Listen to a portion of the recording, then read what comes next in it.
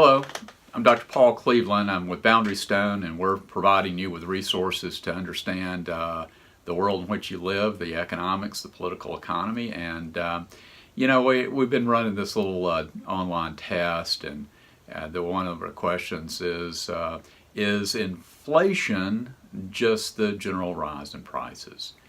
Well, if you've had economics any time in the last 50 years, you would have answered, oh yeah, that's exactly what inflation is.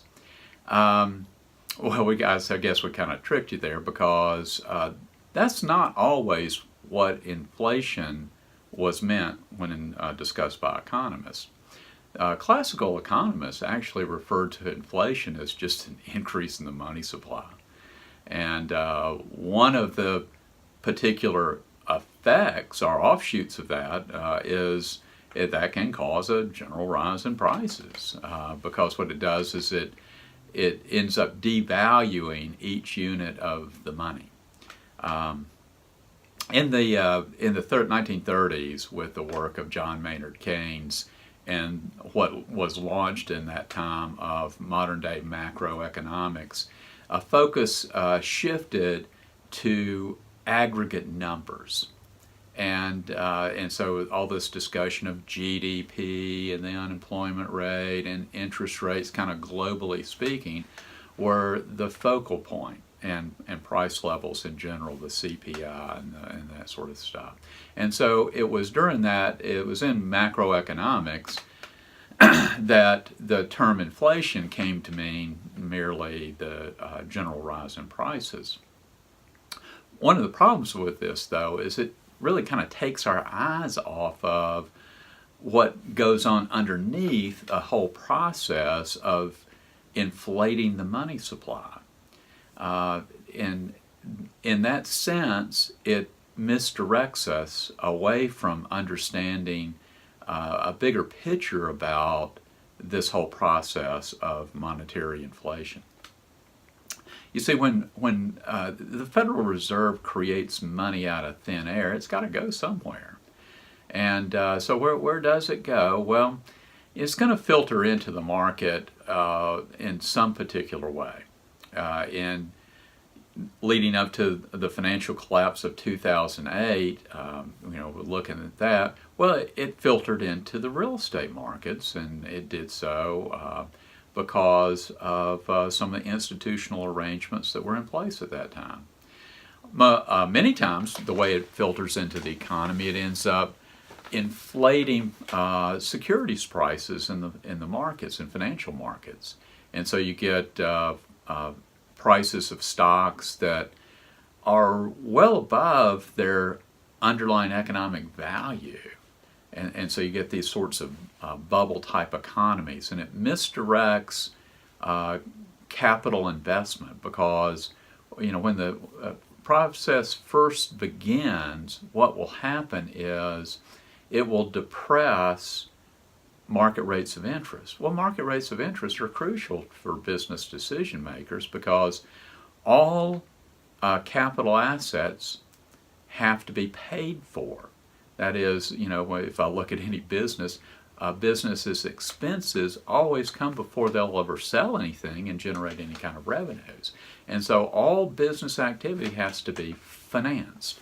And there's a cost of financing.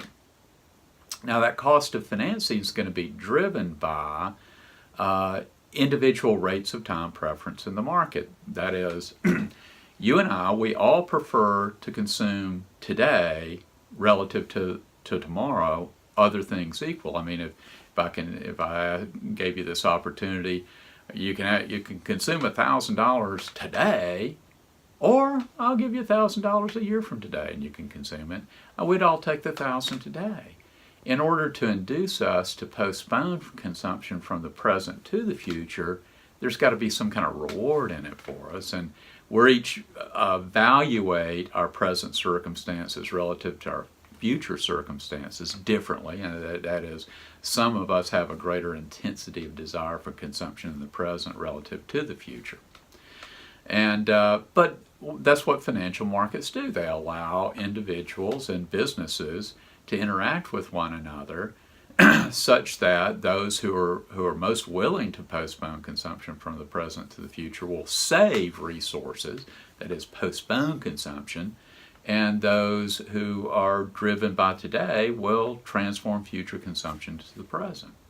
Well, that process, that market, gives rise to market rates of interest.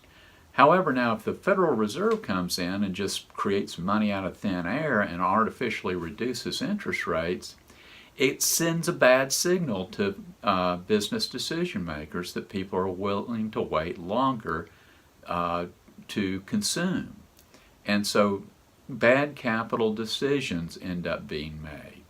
And those are unknown for quite some time until economic reality hits.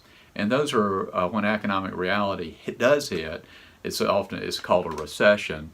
Probably a better word for it, better term for it, would be an economic reset to reality.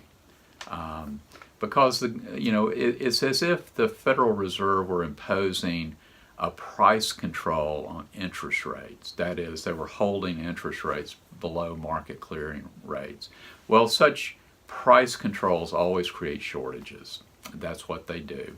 And in this case, that's what's going on with financial markets. And eventually, though, those greater dollars out circulating will eventually catch up and lead to higher consumer prices in the marketplace. Anyway, I hope that's helpful to you. Dr. Paul Cleveland with Boundary Stone, providing you resources to understand your world. Talk to you next time.